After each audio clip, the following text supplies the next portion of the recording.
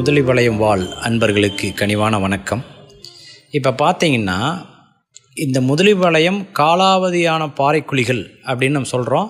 அந்த பாறைக்குழிகளில் திருப்பூர் மாநகராட்சி அடாவடித்தனமாக மாநகராட்சியில் சேகரமாகிற குப்பைகளை கொண்டு வந்து கொட்டி மிகப்பெரிய சுகாதார சீர்கேடு, கிட்டத்தட்ட 2 கிலோமீட்டர் ரேடியஸில் தண்ணி கெட்டாச்சு.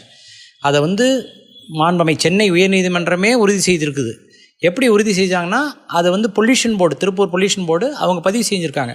800 மீட்டர் உள்ள கிணத்துல போய் தண்ணி எடுத்தோம், அது லீச்சேட்டு வாட்டர் டைரெக்டாக ஊறுது. இந்த பாறைக்குழி பார்த்திங்கன்னா 3 போர்ஷனாக பிரிச்சுக்கலாம். லெஃப்ட் சைடில் பழைய குழி, சென்டரில் இன்னும் குப்பை கொட்டப்படாத குழி, ரைட் சைடில் அது இப்போ கொட்டியிருக்கு, ரீசெண்டாக கொட்டினது. ரைட் சைடு லெஃப்ட் சைடில் உள்ள கழிவுகள்னால, குப்பைகள்னால தண்ணி கெட்டு போய் அப்படியே நடுவில் இருக்கிற ஸ்ட்ரெச்சில் நிற்கிது பாருங்கள், கரு நிற்கிது, அப்படியே ஒழுகிட்டு இருக்கிறதும் காட்டுது. அப்புறம் பார்த்திங்கன்னா, இந்த 600 மீட்டரில் கொங்கு ஸ்கூலு, பெம் school, government higher secondary Muthalipalayam school எல்லாத்தையுமே நீங்கள் இந்த வீடியோவில் பார்க்கலாம். இப்போ என்னென்னா, இந்த மாநகராட்சி என்ன சொல்லுதுன்னா, நாங்கள் HDPE அப்படிங்கிற மேட்டு, திக் மேட்டு, அதாவது பிளாஸ்டிக் மேட்டுன்னு நினைக்கிறேன், அதை போட்டு தான் குப்பை கொட்டிக்கிறோம், சுகாதார முறையில் குப்பை கொட்டுறோம் அப்படிங்கிறாங்க. முதல்ல பாறைக்குழியில் குப்பை கொட்டுறதுக்கு எந்த ஒரு ஆர்டரோ இல்லை ஒரு அனுமதியோ கிடையாது. அது தரம் பிரிக்காத கொட்டுறதுக்கு கண்டிப்பாக அதை 2016 திடக்கழிவு மேலாண்மை ரூல்ஸ்னு ஒன்று இருக்குது, அதை ஃபாலோ பண்ணிக்கணும். ஏன்னா வீட்டிலேருந்து சேகரமாக குப்பை அப்படியே பிரிக்கப்பட்டு மறுசுழற்சி கிடப்ப அனுப்ப வேண்டியது அனுப்பணும், உரமாக தயாரிக்க வேண்டிய வேஸ்ட்டை தனியாக பிரிக்கணும்.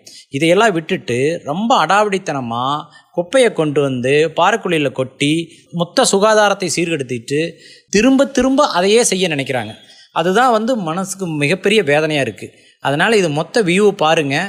ப்ளஸ் இதில் மாண்பமை சென்னை உயர்நீதிமன்றம் என்ன சொல்லிக்குதுன்னா, ரைட் சைடு சரி லெஃப்ட் சைடு சரி அந்த குழிகளில் இனி ஃபர்தராக குப்பை கொட்டக்கூடாது.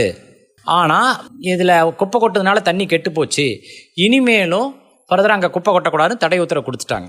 இப்போ இவங்க நடுவில் இருக்கிறத கொட்டுறதுக்குண்டான முயற்சி பண்ணுறாங்க. அதுவும் பார்த்திங்கன்னா, அதில் மிகப்பெரிய ஒரு குளறுபடி, எல்லாம் மேடு பள்ளம், அதுவும் எல்லாம் மொத்தத்துலேயே அது பாறைக்குழியாக தான் இருக்குது. அதனால் இனியும் குப்பை கொட்டை நம்ம விட போவதில்லை. இப்போ அப்படியே விட்டாலும் நம்ம அந்த ஏரியாவில் வாழ முடியாது. இதுதான் 2 ஆப்ஷன் தான் இருக்குது. ஸோ இதுதான் இன்றைய கள நிலவரம். இதில் பார்த்திங்கன்னா, அந்த சேகரமாகிற குப்பையை 2016 திட்டக்கழிவு மேலாண்மையில் கம்ப்ளீட்டாக பிரித்து ஈஸியான வேலை. இது இவ்வளோ சென்ட்ரலைஸ்டு சேர்த்தி ஒரு 60 தேங்காய்